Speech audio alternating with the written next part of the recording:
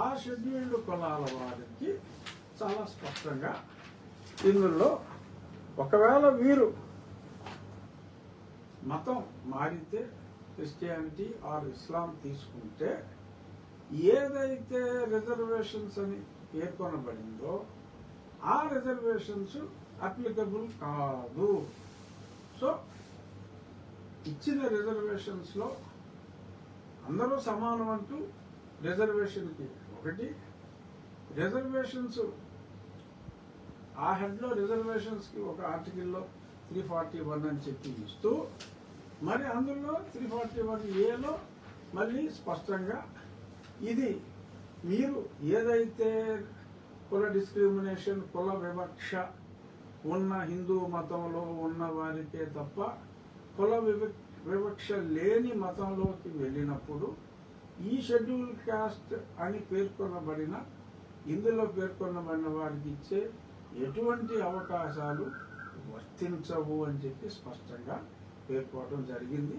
చింతాడ ఆనంద్ అనే పాస్టర్ విషయంలో కూడా ఇదే పేర్కోవడం జరిగింది. కానీ కొంతమంది మోడర్న్ నీలుకోటు మేధావులు ఏం చెప్తున్నారు అంటే మీరు చర్చికి వెళ్ళండి, క్రిస్టియానిటీ ఫాలో అవ్వండి, చర్చిలో పరిశుద్ధ వివాహం చేసుకోండి, మీ తల్లిదండ్రుల్ని కూర్చోబెట్టండి, పరలోకానికి యెహోవా పిలిచిననే రాసుకోండి. అయినా సరే మిమ్మల్ని ఎవరైనా సర్టిఫికేట్ రద్దు చేస్తానంటే నా వద్దకు రండు, నేను మీకు కేసు వాదించేదను, అడ్డం వచ్చిన వారిని నేను పట్టలెక్కి నుంచోబెడదను నడి వీధిలో అని చెప్పి రకరకాలుగా మాట్లాడుతున్నారు. వారి అజ్ఞానాన్ని చూసి మన్నించటం తప్ప మరి చేయగలిగింది ఏమీ లేదు. సో అంచేత ఇటువంటి మాటలు విని మోసపోవద్దు. ఎవరు కూడా ఉన్న రిజర్వేషన్ని దళిత క్రైస్తవులకి ఉన్న రిజర్వేషన్ని అసలు తీసేయటానికి ప్లాన్ చేస్తున్నారు, కుట్ర జరుగుతుంది ఈ రాష్ట్రంలో అని చెప్పి అంటున్నారు. ఒకవేళ అది కుట్రే అయితే ఇప్పుడు ఈ రాష్ట్రంలో రఘురామకృష్ణరాజు ఇంకొకరు చేయట్లేదు. 1950లో డాక్టర్ బిఆర్ అంబేద్కర్ గారు మరి ఈ కుట్ర చేశారని చెప్పి మీరు మాట్లాడితే దానికి నేను సమాధానం చెప్పలేను. రాజ్యాంగం యాజ్ ఎ హోల్ రాజ్యాంగంలోనే దీన్ని పేర్కొనడం జరిగింది కనుక ఇది మిస్యూజ్ అవుతుంది. తప్పుడు ఎస్సీ కేసులు పెడుతున్నారు. ఎక్కడో ఒకటో నిజం కేసులు పెడితే పెట్టవచ్చు, అట్రాసిటీ ఉండి, కానీ దీన్ని పూర్తిగా దుర్వినియోగం చేస్తున్నారు.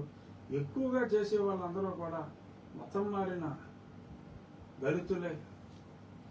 ప్రస్తుతం అందరూ పేర్కొనే ఎవరి హక్కుల కోసం పోరాడదాం అనుకుంటున్నారు. రేపు మాకు భీమవరంలో కూడా ఒక మీటింగ్ పెడతారంట. మరి భీమవరంలో కొంతమంది కుమారులు ఇంకా కొంతమంది కలిసి లేని హక్కుల కోసం సరే పోరాడితే పోరాడవచ్చు.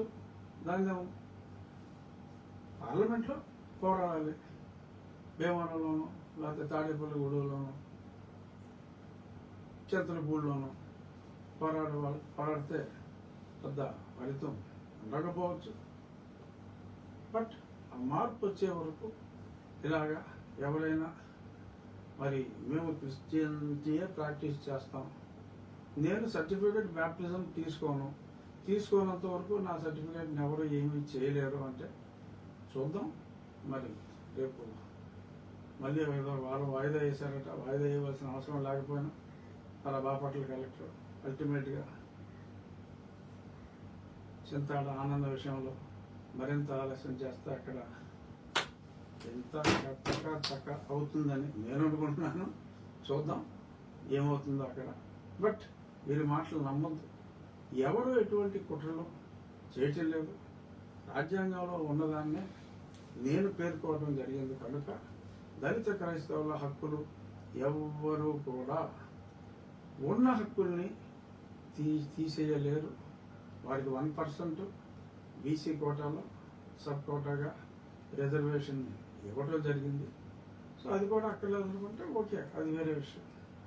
ఒకవేళ నిజంగా జెన్యున్గా మారి బీసీసీ తీసుకున్న వారికి ప్రొవిజన్ ఇచ్చింది, మారని వారు దొంగచాటుగా కంటిన్యూ అయితే దొంగచాటుగా కంటిన్యూ అవుతున్నారేమో. కానీ ఇది నా హక్కు, నన్నెవడో ప్రశ్నించడానికి అని అంటే ప్రశ్నించే హక్కు రాజ్యాంగాన్ని మార్చమని కోరే హక్కు మీకెంత ఉందో, మరి అది మారినంత వరకు రాజ్యాంగాన్ని పాటించాలి అని అడిగే హక్కు నాకు ఉంది, మై డియర్ మిస్టర్స్. సో అంచేత చాలామంది అర్థం చేసుకోలేని వాళ్ళకి సరే కామెంట్లు చేసుకుంటారు. ఇప్పుడే ఎవడో ప్రొఫెసర్ రమేష్, ఇంకొకడు ది న్యూస్, వీళ్ళందరూ ఈ తొటిగాంగ్ అంతా మళ్ళీ మీద పడిపోతారు నా మీద. But I'm prepared and I'm prepared to answer every individual. ప్రతి ఒక్కరికి ఇదే నేను చెప్పే సమాధానం. అందుకనే స్పెసిఫిక్గా ఒక టీవీ ఛానల్ కాకుండా అందరికీ అర్థమయ్యేలాగా వీలైనంత మంది నీలి ఛానల్స్ ఎలాగో ఇది టెలికాస్ట్ చేయరు, దీనికి వక్ర భాషను చెప్పే నీలి బ్యాచ్ చేసుకుంటారు. నాన్ నీలి ఛానల్స్, న్యూట్రల్ ఛానల్స్ ఉంటే yes, even I'm directly reaching close to 1 million, no issue. But ఇంకెవరైనా కూడా ఈ నిజాన్ని ప్రజల దగ్గరికి తీసుకెళ్తే మంచిది అని చెప్తూ, ఇక ఇంకొద్ది మంది మాట్లాడారు రామాలయాన్ని ఎవరు నిర్మాణాన్ని ఎవరు ఆపలేరు అన్నారు. సంతోషం, ధన్యవాదాలు. అలాగే చర్చి నిర్మాణాలను కూడా ఎవరు ఆపలేరు అన్నారు.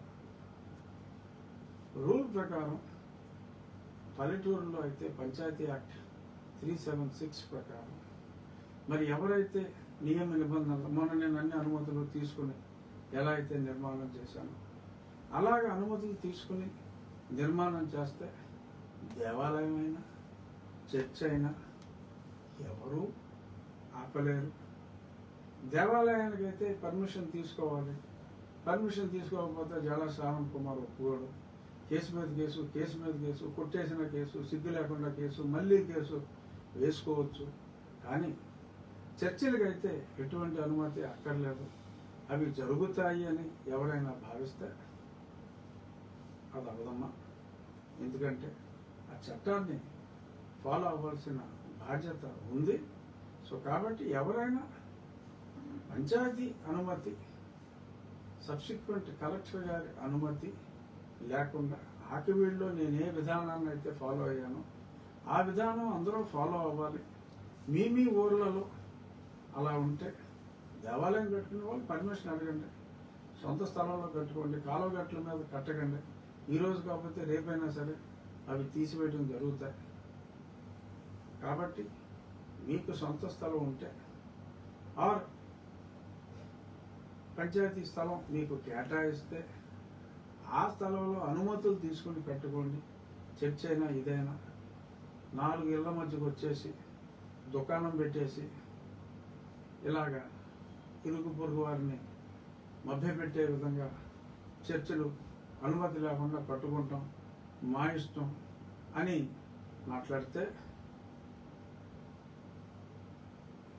కుదరదు అని మరొకసారి తెలియజేస్తూ, సరే ఇది చూసిన తర్వాత చాలామంది స్క్రీన్ల మీదకి వచ్చి మాట్లాడతారు కాబట్టి ఆ మాట్లాడే వాళ్ళ దాంట్లో ఏదైనా మ్యాటర్ ఉంటే నేను పేర్లు ఎత్తకుండా మళ్ళీ సమాధానం మీడియా ముందు చక్కగా చెప్తాను. అర్థం చేసుకునే వాళ్ళు అర్థం చేసుకోండి. కొంతమంది అంటున్నారు నీకు మా ఓట్లు అక్కర్లేదా, దళిత క్రైస్తవుల ఓట్లు అక్కర్లేదా అని మాట్లాడుతున్నారు. స్పష్టంగా చెప్తున్నారు, నాకు దళితుల ఓట్లు కావాలి, క్రైస్తవుల ఓట్లు కావాలా అని అడిగే దళిత క్రైస్తవుల ఓట్లు అని సవినయంగా తెలియజేస్తున్నారు. సార్, ఇప్పుడు రాష్ట్ర వ్యాప్తంగా ఏ శాసనసభ్యుడు కానీ ఎవరు ఈ ఎస్సీకి సంబంధించి జరుగుతున్న ఈ కార్యక్రమాల్లో స్పందించట్లేదు, మీరు ఒక్కనే స్పందించడానికి గల కారణం ఏంటంటారు సార్? నేను కారణం ఏమిటి అంటే, నన్ను కొందరు ఎస్సీ హిందూ సోదరులు కలిసి వాళ్ళకి జరుగుతున్న అన్యాయం గురించి నాకు ఎక్స్ప్లెయిన్ చేసినప్పుడు నాకు చాలా బాధ అనిపించింది. నిజమే కదా, మరి రాజ్యాంగం ఈ రకంగా చెప్తూ ఉంటే మరి ఇలా జరగటం అన్యాయం కదా అని నాకు ప్రసన్న కుమార్ అని ఒక ఆయన చాలా స్పష్టంగా చెప్పాడు. తర్వాత ఎన్నోసార్లు మేము కలిసాం. నాకు ఇప్పుడు మంచి మిత్రుడు కూడా అతను. మొన్న కేసు కూడా హైకోర్టులో అతనే ఆ కేసు కూడా అతను ఫైల్ చేయడం జరిగింది, నోటీసులు ఇచ్చారు. సో అలాగే నేను ఈ దొంగ ఎస్సీ కేసుల వలన చాలా సఫర్ అయ్యాను జగన్మోహన్ రెడ్డి ముఖ్యమంత్రిగా ఉన్నప్పుడు. అవన్నీ కూడా దళిత క్రైస్తవులే నా మీద పెట్టిన కంప్లైంట్లు. నిజమైన దళితుడు కానీ స్వచ్ఛమైన క్రైస్తవుడు కానీ ఎవరు కూడా ఇటువంటి ఆగడాలకి రారు. సరే, క్రైస్తవులకి అయితే ఎలిజిబిలిటీయే లేదు. సో దళితుడికి ఉందా ఎలిజిబిలిటీ?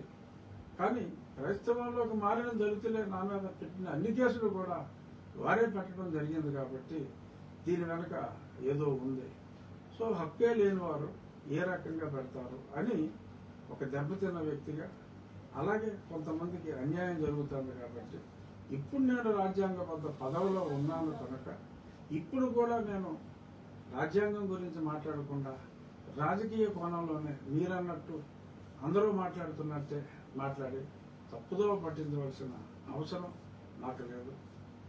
జన్మతః నేను హిందువుని. నేను ఇతర మతాలను కూడా సాధారణంగా గౌరవించే వ్యక్తిని. ఇతర మతస్థులు స్థాపించిన పాఠశాలల్లో కళాశాలల్లో కూడా చదువుకున్న వ్యక్తిని అని నేను ఎన్నోసార్లు చెప్పడం కూడా జరిగింది. సో కాబట్టి అన్య మతాలని సముచితంగా గౌరవిస్తూ నా మతాన్ని నేను ప్రేమిస్తూ నా మతాన్ని నేను ప్రేమించుకుంటూ ఉంటే నాకున్న ఫండమెంటల్ రైట్స్ని అడ్డుకోవడానికి ప్రయత్నిస్తున్న వారి ఆగడాలను అడ్డుకునే ప్రయత్నంలో ఎస్ నేను వెనక్కి తగ్గేదే లేదు. ఎవరెన్ని మాట్లాడినా ఎవరెన్ని బెదిరించినా నేను వెనక్కి తగ్గేదే లేదు. నా జన్మతః నేను హిందువుని.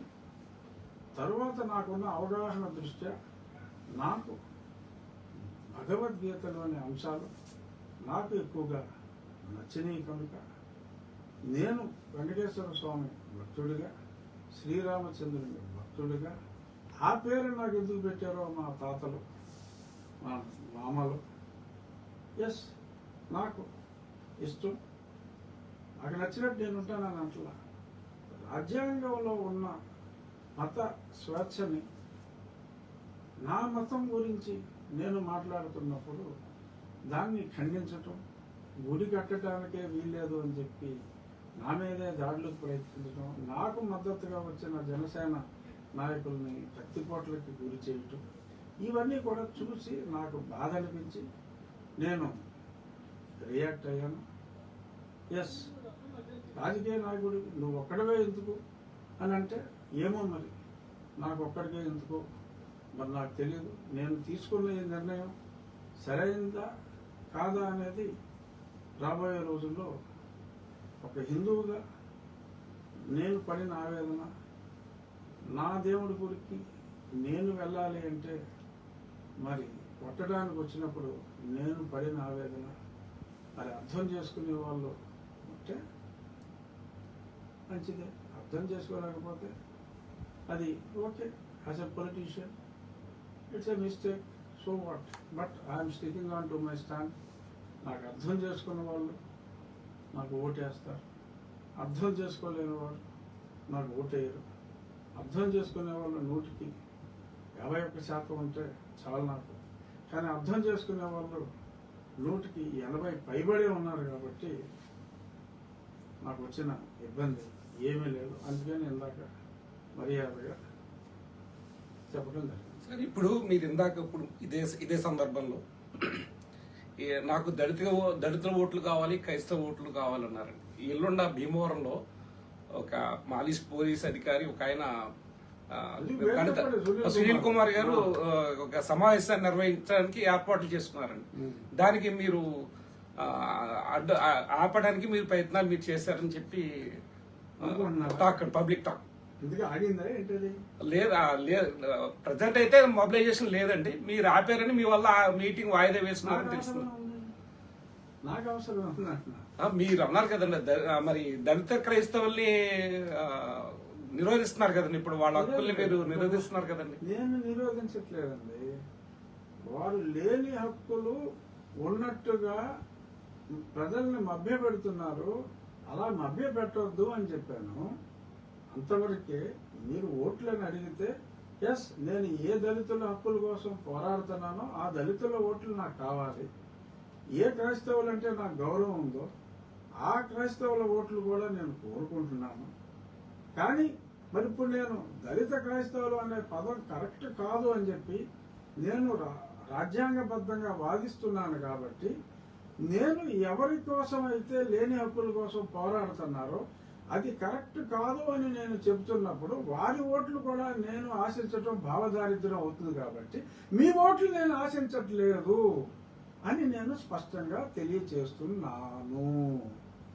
అది వాళ్ళు సునీల్ కుమార్, శ్యామల్ కుమార్ మీటింగ్ పెట్టుకుంటే నాకు వచ్చిన నష్టం ఏంటి? చక్కగా నేను కూడా లైవ్ లింక్ ఇస్తే లైవ్ లింక్ చూస్తాను.